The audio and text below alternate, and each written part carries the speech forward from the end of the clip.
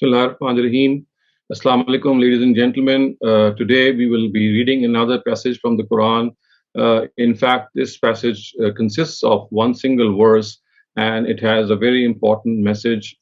One of the, I would say, some of the verses of the Quran, you would agree, they can be regarded as neglected verses or verses which are ignored a lot or maybe not understood in their proper perspective. And I think the verse that we're going to study today is one of those verses which have been overlooked in at many instances, and it seldom comes into discussion. So this is verse 122 of Surah Tawbah that we're going to discuss today. Surah Tawbah, as you know, is the ninth surah of the Quran, and this surah was revealed as the ultimate discussion between the believers and disbelievers, and basically it meant that this was the time when they would be taken to task, and if they do not believe in the final message, then the three denominations which were facing the Prophet. First of all, the idolaters or the mushrikun, which of course belong to the Prophet's own nation. They mostly resided in Mecca. And then we have the people of the book who resided in Medina, and the hypocrites as well, which were spread all over Arabia and more concentrated around Medina. So Surah Tawbah is the surah in which the final judgment is pronounced against these three denominations who had stood up against the Prophet, and they had now taken this stance that they would deliberately deny the Prophet as far as the idolaters were concerned. They, of course, were ones who not only denied the Prophet, but also they remained adamant on their stance regarding polytheism. And regarding polytheism, we know that the Almighty has said that everything can be forgiven, but any deliberate polytheism will not be forgiven. So, analogously, such people were to be punished with death in this world, because this would be their fate in the hereafter as well. And because the prophets of God and messengers of God are instruments of God's justice in this world, so they were to undergo this punishment in case they persisted on their evil ways. But we know that almost all people of his nation, the idolaters, they accepted faith, and very few of them who were advocates of polytheism, they remain, and they had to be put to death. Some of them even died in the battles which ensued in Medina, and some others who had become active proponents or were guilty of high treason, or at times they were actually inciting others to rebellion. So they were put to death. And amongst the people of the book, of course, because of the fact that they are monotheists in their basic approach, so therefore they were allowed to live as long as they wanted to, but they would be living in subservience to the Islamic State. And a sign of this subservience would be that they would be paying the jizya tax, and this jizya tax would be something which would be exacted from them as long as they live. And of course, both these verses and both these denominations, they relate to the foremost adversaries of the Prophet Muhammad. As far as the hypocrites are concerned, the verdict against them was that their social standing was totally besmeared, and the Prophet was not allowed to pray for their forgiveness, and he was not allowed to attend their congregations.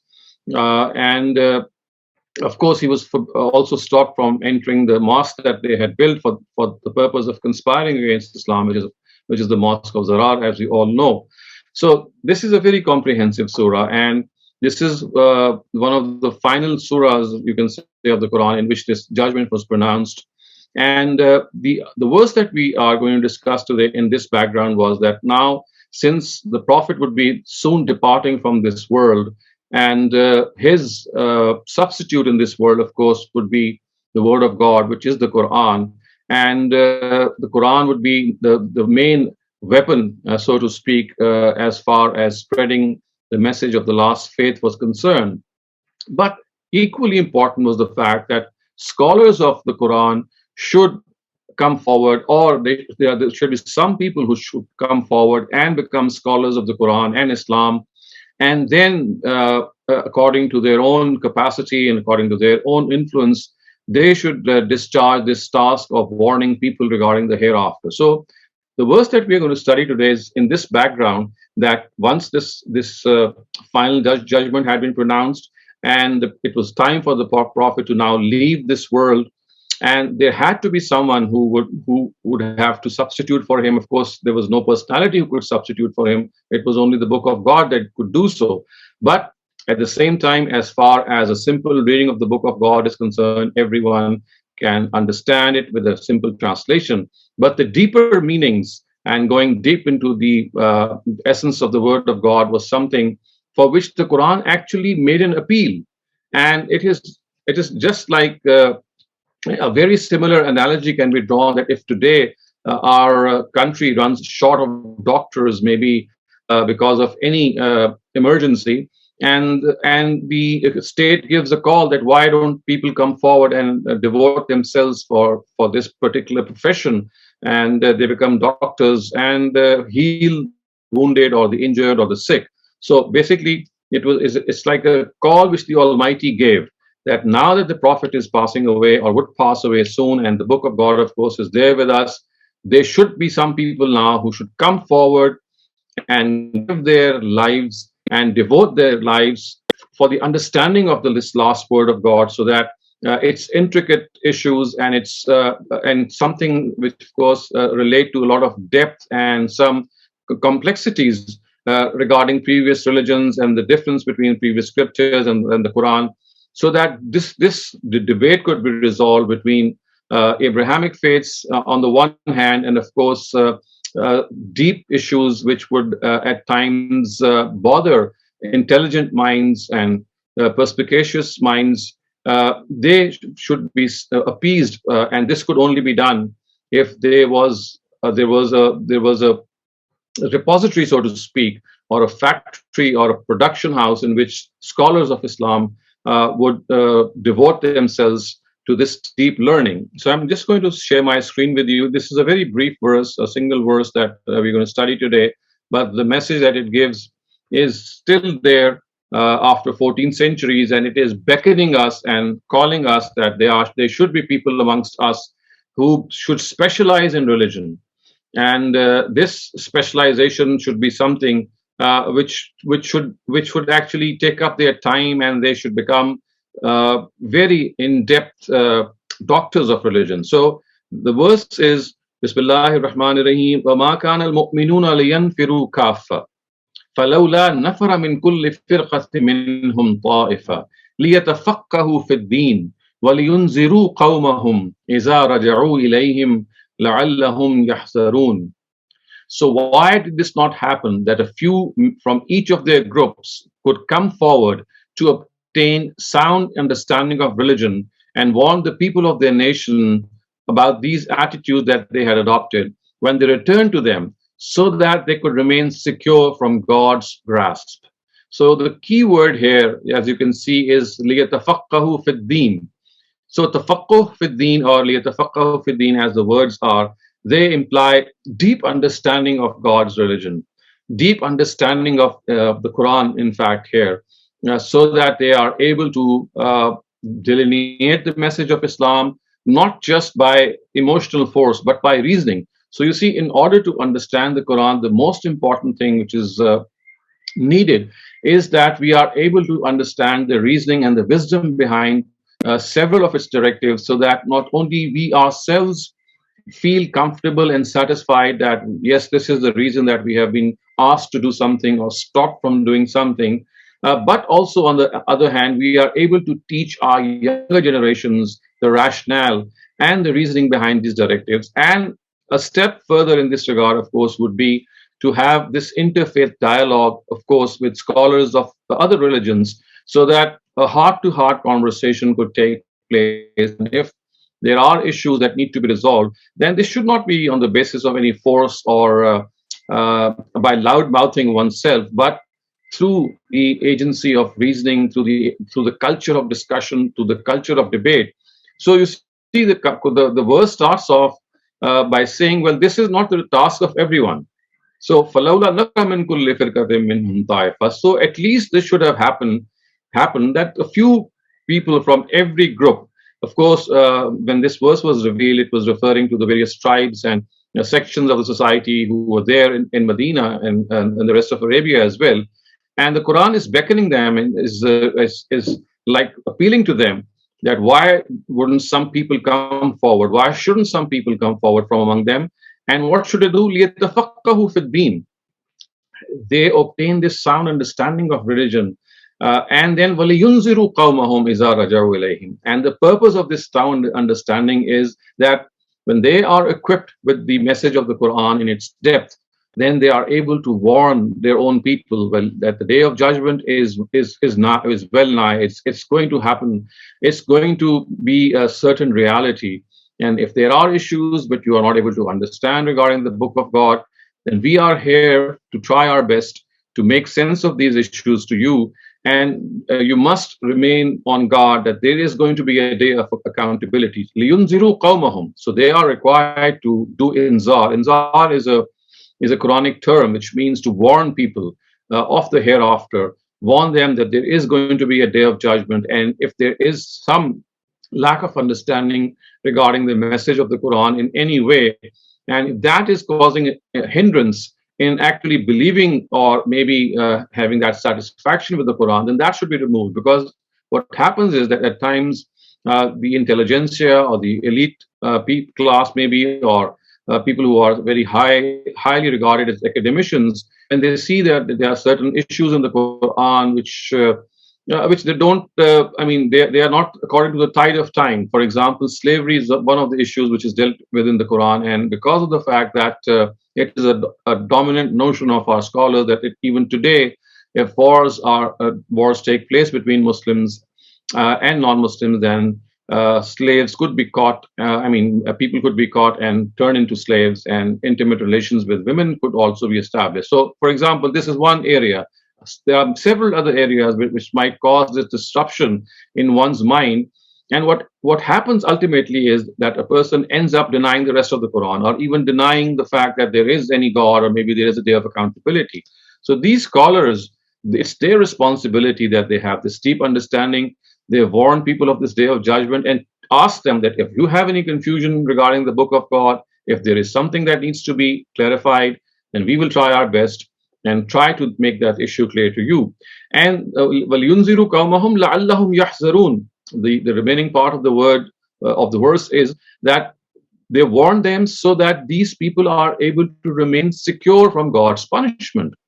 Because if they are not forewarned, if they are not told that this is what God's scheme is, He is going to hold every single person accountable for the deeds that he or she would be doing.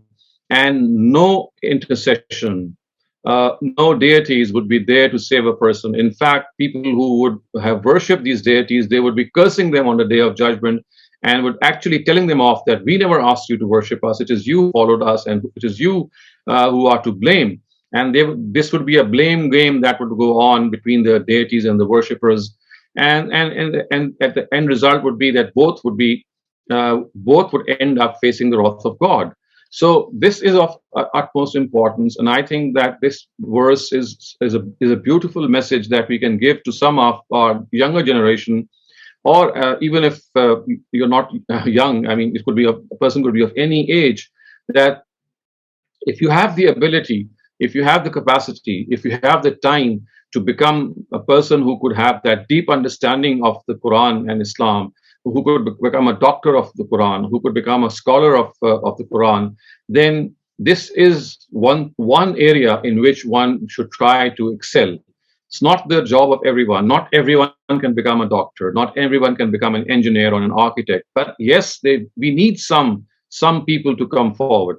But unfortunately, I think one of the greatest hindrances today in becoming scholars of religion is that there is a dearth of such institutions which cater for such education. In third world countries, mostly there are madrasas or the seminaries of religion which teach religion not in the proper way as it should be taught. What is generally taught is the knowledge of the sect to which that madrasa would belong, and it needs a lot of revision. And most of all, these madrasas, they begin at the tender age of 7 or 8 years, when a person is not even in a position to decide that he would like to become a scholar. It's basically a decision taken by the parents and imposed on their younger children. And by the time they graduate from their madrasas, let's say at the age of 16 or 17, many of them which are not suitable for this, and then their own frustration and their own disappointment and at times their own anger comes out by doing such heinous acts, as we all know are perpetrated in many of these seminaries. So you see, this indeed is a great hindrance. But then, if a person is sincere, if a person has this passion, it's not that we are at the end of the road, or there are curtains and we just cannot cross the boundary. No, I think there are still institutions. They may be individuals, if not institutions, who are still there to guide the younger generation, and a few of them, if they want to specialize in religion, then they can be recommended. But the first thing is that they should have this passion. And I think that one of the greatest things that we are able to create amongst our younger generation is that this also is a field. To become a scholar, this is a profession that people should adopt. And brilliant minds, the way they go for fields like for medical science or computer science or IT-related things or artificial intelligence, in a very similar way, they have to be educated and told that, look, this is also an area in which, if you have the passion, if you have the energy and the wherewithal and the talent as well to understand language, because you see, to become a scholar, you have to learn the Arabic language in its depth. It's not just a simple understanding of Arabic; it's an in-depth understanding, and it takes years and years of hard work and effort to become a scholar of the Quranic Arabic language. And then, of course, there are projects that you could take, and by virtue of these projects and case study learnings, you're able to offer yourself for various projects. And I would take this opportunity to perhaps introduce you to the institute where I have been working for the last 32 years. It's called the Al-Mawrid Institute of Islamic Sciences. It is one such institute which could be recommended. I can personally recommend it for all those young minds, whether even if they're not young, maybe they are young at heart. If they would like to become scholars, if they would like to have an in-depth understanding of religion, then this is one institute which is doing this task for the last 35 years and offering courses and offering various venues as well in which people can specialize. For example, research is one discipline, writing is another discipline, public speaking is another discipline, teaching is another discipline. So religion itself has so many aspects of specialization. And then there are subjects like the Quran, the Hadith, the fiqh, Sirah, Arabic linguistics. So within the content of religion, we have further specializations. So all those of you who might be interested or might be hearing me speak, I would highly recommend that you visit our website, which is www.al-mawrid.org. Al-Mawrid, by the way, is an Arabic word which means fountain. And the metaphor here is that it's a place where you can quench your thirst for knowledge. So a fountain is a place where you quench your thirst. And the symbolism in Al-Mawrid is that this is a place in which you can come and study religion and quench your thirst for your own religion. So I would end my talk here, and I'm now available for your questions. Dr. Saleem, thank you very much. As usual, fascinating talk. I will start off with first question was actually yesterday from Adil Qureshi. It's a written question. Adil want to ask, it seems as compared to shirk from the idolaters, which he called obviously mushrikun, Quran has a soft spot, quote unquote, soft spot for Ahl Kitab, who Adil then says in paracenthesis are engaged in practices which are bad as shirk, like attributing a son to Allah. So Adil's question is, if that is the case, why is it so that mushrikun were ordered to be executed as part of a Itamam-e-Hujjat, but Ahl Kitab, even if they believe that Jesus was the son of the God, were not subjected to such harsh punishments? Yes, this is a very, very pertinent question. I think I've discussed this at some other occasions as well. But you see, what we need to understand is to make a distinction between deviant monotheists who indulge in polytheism and don't accept that they are polytheists, and polytheists who accept that they are polytheists and they out of their own intention say yes, multiple gods are ones in which they believe. So this is the distinction which the Quran itself accepts. So the idolaters or the polytheists of Mecca, they would intentionally, willfully, deliberately say that yes, we believe in more than one God. Of course, there is a supreme God, but there are demigods, there are other associates and partners who we believe, and they grant them the same, almost the same rights as the supreme God. So they were the people who are what you call in Arabic muqir bishirk, which means they accept shirk or polytheism as the religion that has to be followed. On the other hand, the Ahl Kitab, they are primarily monotheists. Even if they believe in Jesus being the Son of God, if you talk to them, that are you polytheist because you're ascribing Son to God, and in this way you are committing shirk. They will never accept this, and of course, the explanation that they would give is not acceptable to us because it is something. I mean, this cannot be denied that this is an act of polytheism.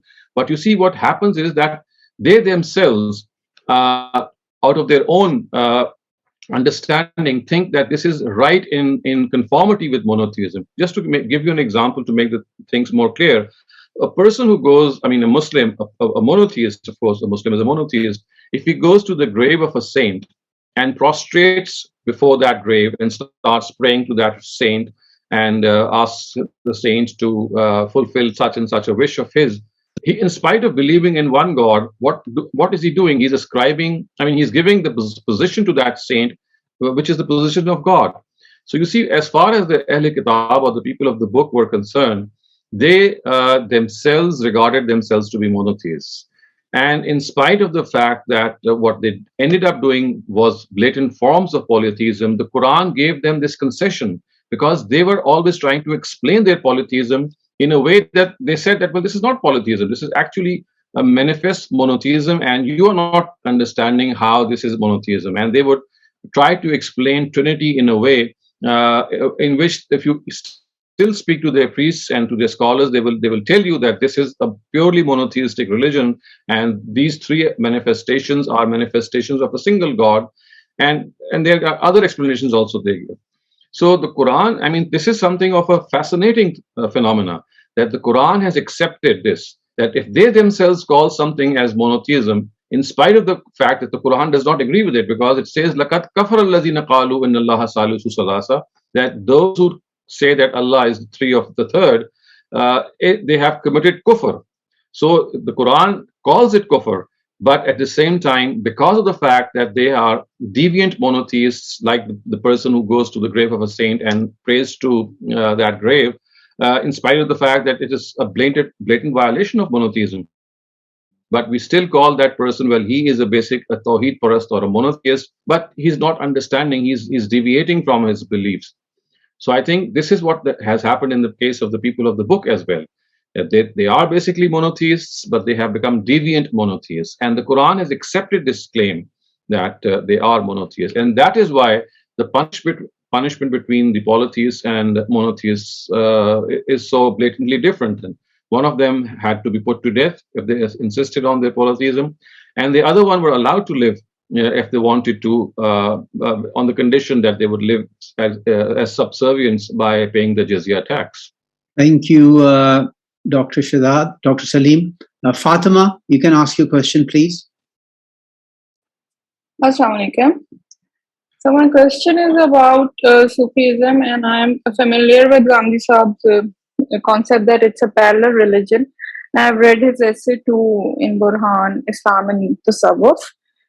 And in Mizan as well, he has written that basically God doesn't have any partners in terms of creation or command. Like na khalq mein or na amar mein koi jo hai na Allah Ta'ala ka shareek nahi hai. But when it comes to Piri Muridi, and I have experienced this thing. My father had this Sufi spiritual mentor, and he Like he prayed for my Momanis to have a son and a daughter, and the prayer did come true, and they did have a son and a daughter. And I don't know, how do you explain such things? And I've also like done my research on it. कि जैसे Hazrat Dawood alayhi salam के ज़माने में भी there was a jinn who brought the Malka Bilqis Takht. But that's like bringing one thing from one corner of the world to another. But then, you know, for the lack of a better word, but like kind of blessing somebody with a child is like, you know, creating a life. How do these people do that? Like, how do you explain that? I think there are two explanations. One of them is it could be pure coincidence that it happens. And the other thing is that at times, God, in order to put a person through further trial and test, makes that thing happen which the person is doing, to give that person more respite and to gather more sins as he would do, and then the Almighty would catch him. So it becomes a means of trial as well, that when you go to such people and their predictions or their prophecies, or their whatever they give as charms and amulets, they start coming true and materializing. So this is also a means of testing one's faith. So instead of me relying purely on God, when I go to a saint for this purpose and his prayers, they come true for me. So this is a means of my trial and test, and I actually start to deviate from God and repose all my trust and all my prayers in that saint.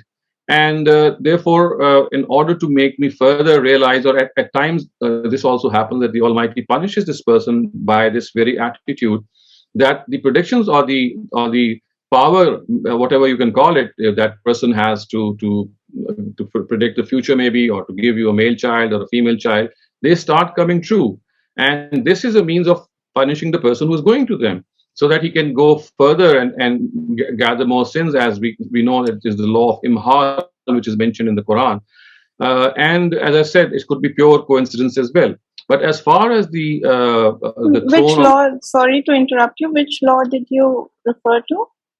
I was referring to the fact that either it's a coincidence or the law of Imhal. Imhal is a law which means that the Almighty gives further respite for a person who is doing evil, and he makes that evil more successful, the evil enterprise more successful. And this is in fact God's punishment for that person, because he has given himself up to the forces of evil. So this is the law of Imhal, which is mentioned in the Quran, and this was something which the Quraysh and many of the disbelievers went through, and they thought that their worldly success was something which was a guarantee that they're on the right path, without realizing that this success was actually a punishment which God was enforcing upon them, and making them think that actually they are on the right side, or they are on the correct side. As far as the throne of Queen Sheba is concerned, which is mentioned in the Quran, that is an entirely different thing. It has nothing to do with with this particular instance. I think for that you have to study that there are people who are given extra psychic powers, and these extra psychic powers, if you study parapsychology, it does seem that there were people, and there still are such people, and in olden times, just as our natural sciences and physical sciences have developed a lot, it does seem that there was these spiritual sciences which had developed a lot in the times of Prophet Solomon and David, in the times of the Israelites, in which such things could happen, as has been explained in the Quran, that he brought the throne of Queen Sheba within the blink of an eye. So these are basically, as I said, the explainable or explicable psychic powers which people might have, or certain other spiritual disciplines that they can be equipped with. And even today, you will find such people. So they must not be mixed up with saints and others who, as you said, they give you certain charms or amulets in which they would guarantee that you will have a male child or a female child. I think that is a different sort of a thing that is more related to either a coincidence, and you never know. There could be, I'm just guessing, or maybe making an educated guess, that there could be medicines which maybe in the olden times herbal medicines which would work in a way that the chances of having a male child would increase. I mean, this could be one thing. And today, maybe they have such prescriptions still with them and they use them. So this could be one explanation. But as I said, this is still conjecture at the moment. But all in all, what we need to understand is that in all such matters in which we cannot explain a certain happening, it doesn't mean that it is happening because God is allowing it to happen and because it is the right thing to happen. As I said, it is a test of our faith, especially when we are pushed to an edge in which we might be tested. And instead of calling upon God and asking from Him and praying for Him before Him, we go and start asking or going to the graves of saints or doing all sorts of other superstitious things. So this is more of a trial for us, and I think this is an area that we need to stand on guard. So basically, what apparently looks like, you're being blessed or your prayer is being answered is actually, it's like, could be a punishment from God for going to someone else and, praying to Absolutely. that person instead of God. And also maybe God had destined, I mean, that your prayer should be answered. And the person who was praying for you, I mean, he just came in between. And instead of thinking that it was God who gave you the child, you make this connection that, well, I went to that person and he made that dua, and because of his supplication or dua, I am blessed with a child. So you see, the connection can easily be made by human beings without realizing that perhaps God in the first instance had already decided that he would bless a person with children. So you see, there could be a number of reasons for that. But the real thing is that in all such instances, if you need a male child, if you need a female child, if you need children of any gender, then the person or the deity to ask this is God Himself. No one else, not even the Prophet Muhammad sallallahu alaihi wasallam. And if we do so, we would be committing a form of shirk or polytheism, or an act of polytheism. Okay, thank you so much. Just take a quick question from Raza from the written questions. If a person will sleep on the day of Shab-e-Qadr, will he be accountable for that despite keeping fast and offering prayers in the month of Ramadan? Well, if the questioner means that if he sleeps through and doesn't do any worship, I mean, he will not, of course, be held accountable in any way, because staying awake in Laylatul Qadr is not an obligation, or it's not something which is mandatory at all. It is something of a recommendation. It is something worthwhile that we should try to do so. But if one is not able to do so for various reasons, this is something of this is like a bonus that is placed somewhere. And it's like a windfall gain that you can acquire. But if you don't, it's not going to, you are not going to be held accountable for not being awake during that night. So what makes you accountable before God in the month of Ramadan is the fast, not even anything else. Like, for example, if you are praying the Taraweeh, because there are people who think that unless they pray the Taraweeh, and with the fast, then something would be missing. If they don't do the Taraweeh, the fast would be incomplete. So there is no such thing. And yes, if you wake at you're able to wake yourself at night and offer the Tahajjud prayer in odd nights or in other nights, is also very highly recommended and will gain a lot of reward. But it's never mandatory. It was never made mandatory by the Almighty.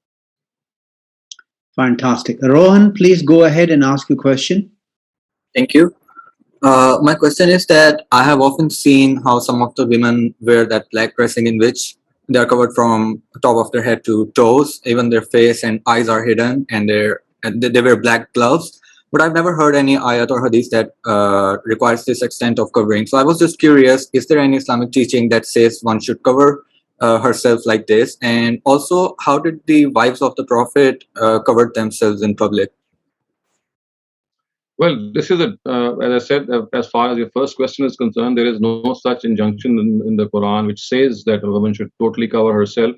However, what I can say is there are injunctions which have been misunderstood, and I think lectured on them in detail. These injunctions, they occur in Surah Ahzab. So if you study that relevant lecture, you might or watch that lecture, you'll understand how a particular verse or a particular set of verses which had an entirely different context, they were erroneously thought that they mean that a woman should cover themselves from head to toe. As far as the wives of the prophets were concerned, they were given special instructions because in those times the hypocrites had made it a point to bring the house of the prophet into disrepute. They would scandalize the lives of the wives of the prophet or try to do so. So for them, the Quran said that until these hypocrites are going to be exposed by the Quran, the Quran is going to give them respite. The Almighty is going to give them respite. But the wives of the Prophet, instead of tightening them or imposing, instead of giving them concession, they were given these directives that they should actually not make themselves a target of these hypocrites, and so they were told to stick to their homes and teach women regarding the Quran and the verses of the Quran which were revealed to the Prophet. So these were special injunctions revealed in a very special or specific circumstances in which in Surah Ahzab, in which the hypocrites had made a mess out of a lot of things, and they were hatching conspiracies to scandalize the lives of the Prophet. And what was happening was that when they saw that they were not able to overcome the Islamic forces through battles and through militant means, so an idea that they came up with was to bring the household of the Prophet into disrepute. And if they scandalize the lives of the wives of the Prophet, then this would actually make the common man lose trust in the Prophet and his household. So they started making these scandals. So for them, certain special directives were given. I've just briefly referred to you as an answer, but I would like you to study, to watch that lecture, maybe study some of the things that we have written, so that some more details can be gauged. Right. But I was just curious that, did they, whenever they came out of their houses, the wives, did they wear these gloves? And also, if women today are covering themselves like this, do they get more sawab? Although it's not obligatory. They never came. You see, the Quran told us what they had to do. They said, "Yudnina alayhinna min jalabibihinna," that what they should do is that they should wear those large shawls on themselves, so that they can be distinguished from slave women, and they should not be harassed. But because these hypocrites, when they would harass women and they would be called to account or scolded, they would immediately reply that, "Well, I thought that this was a slave lady." So in order to distinguish common women from slave ladies, common Muslim women, they were told to wear their chadars or their shawls in a certain way, covering the body. And this was nothing. This directive had nothing to do with any hijab directive. It was basically a directive given to make them distinguished, to make them distinct, I would say, from the slave ladies, and not give the hypocrites the excuse which they often concocted. And this was an entirely administrative directive that was given to curb these tendencies of the hypocrites. Right. Thank you. I'll take a written question next. It's from Mr. Asif. It's a very long question, so I'll summarize it. It's a very interesting question. Asif Saab wants to know that if someone is born into a Muslim household or a Muslim religion, i.e. they are indoctrinated as a Muslim, they continue to live their life as a Muslim, but they have no evidence. They have never come across any empirical evidence as to the validity of Islam. One day they are reading about some other religion and they are convinced that this other hypothetical religion, they have found some evidence for it, and they are convinced from this empirical evidence of this other religion. And yet they continue to be a Muslim because that's how they were from the very start. They continue to believe in Islam and continue to be a Muslim, although they feel, their heart tells them that this other religion has got a lot of evidence for it. So Asif Saab wants to know that why is this the right course of action to take? Islam teaches us to be just. And although in the heart of their hearts they believe that they're not being just because there's no evidence they're found in Islam, is this the right course of action to take? I think at the bottom of this lies this very important question, that a person has to be a sincere seeker of the truth. And if a person is a sincere seeker of the truth, then wherever that truth takes him, or wherever that quest takes him, regardless of what beliefs he ends up with, I think he would be treated very justly by the Almighty. So instead of going to this hypothetical situation, we should simplify matters. And the thing is that all of us are required to be sincere seekers of the truth. We are required to critically think of the truth, to find the truth, to abide by the truth. And this is our biggest trial also. So if we are able to follow this trial and come to a conclusion regarding Islam or any other religion, what could be X, Y, or Z, that I would personally think is immaterial. So the real test is the journey for the quest of the truth, which is important. If we have not started that journey, then this is an alarming thing. But if you have started that journey, you have embarked upon that journey, and you've gone maybe right or left or to some other destination, and my own destination would be different from yours, or yours would be different from some others, I think that at the end of the day, perhaps would not matter. As long as I was sincere in my quest, as long as I was not dishonest in my quest, and as long as I was not indifferent and careless in my quest. So this is, I think, the bottom line that all of us are faced or should be faced as an ordeal. And life is a journey of this quest for the truth. And every time you come across something that might challenge your previous beliefs, you should give weight to it. You should start to understand it and amend your beliefs if you think that something wrong has happened or you were believing something to be wrong. And this is how we should spend our lives. And this is how we will have a living connection with God. Because this living connection with God requires that we examine whatever comes our way in the light of intellect, which God has blessed us with. It is a blessing of God that He has given us this intellect to judge between the right and the wrong. Even if at times we might make a wrong decision. So this is a very, this is a very okay happening, I would say, that exercising with all sincerity our competence, if we end up with at the wrong side, but we were absolutely fair in our quest, I think we have examples in the Quran which tell us that God would be very justly treating us and not penalizing us. Okay, thank you very much. Dania, please go ahead. Dr. Shehzad, first of all, thanks a lot for answering my question about education system in yesterday's session. And I had a certain follow-up questions in my mind, but today's session has addressed many questions. You have rightly pointed out that there is no concept of emotional intelligence and critical thinking in our institutes, unlike to global standards. When we talk about religious scholars, these concepts are also missing in madrasas. Let me please say this, that religion is also used as emotional weapon here, where young minds are manipulated in many ways. When we talk about educational policies, there is an extremist attitude I have personally found and experienced in policymakers as well. So my question is, what changes do you think are needed at the policy level of education system here in Pakistan? I mean, we are not encouraged much to question many things in policy when it comes to religion. Personally, मैंने बहुत ज़्यादा problems face किए जब भी मैं कोई question ऐसे level पे उठाती रही हूँ. Also, there is an extremist tendencies in our educators who are considered as nation builders. What do you think can be done with teachers or educators? Because no one here really wants to understand religion. Rather, just they're doing the things as it is that exist in this culture of Pakistan.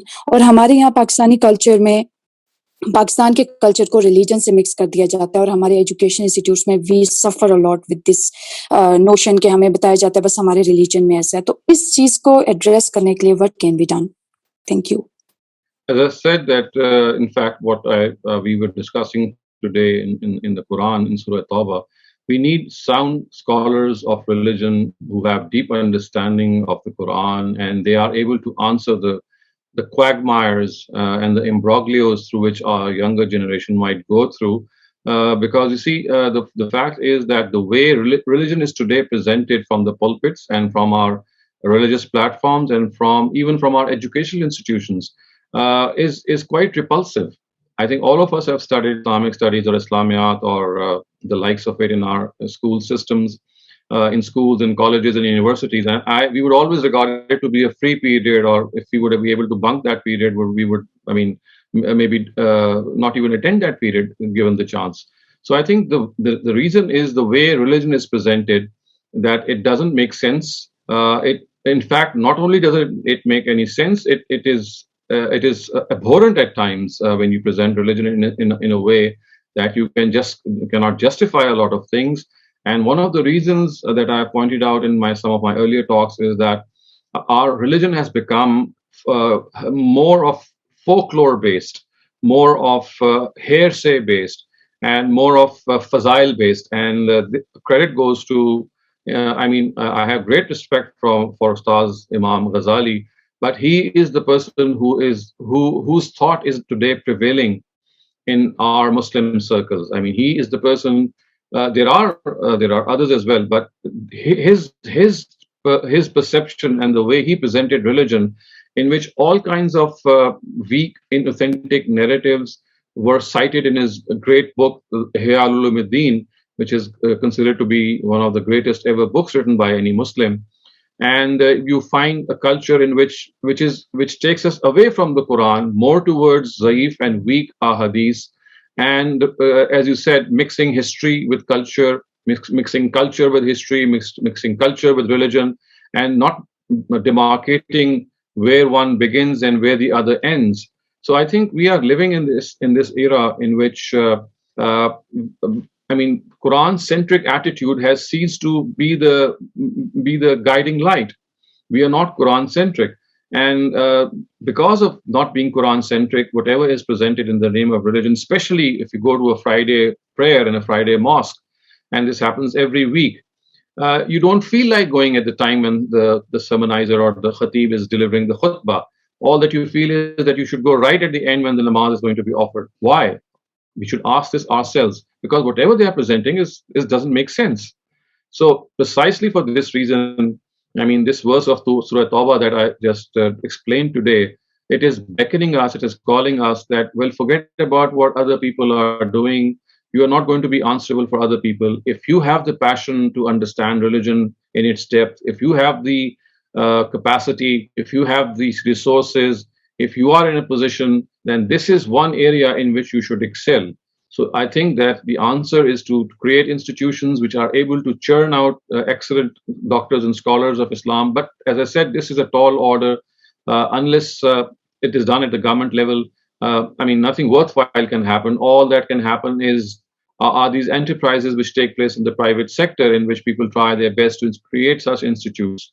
So it's a very difficult situation, and it's not at all to come to grips with it. But as I said, everyone has to think of his or her own self, that what is my contribution that I can make, and instead of cursing the darkness, as the saying goes, let's light up our own candle.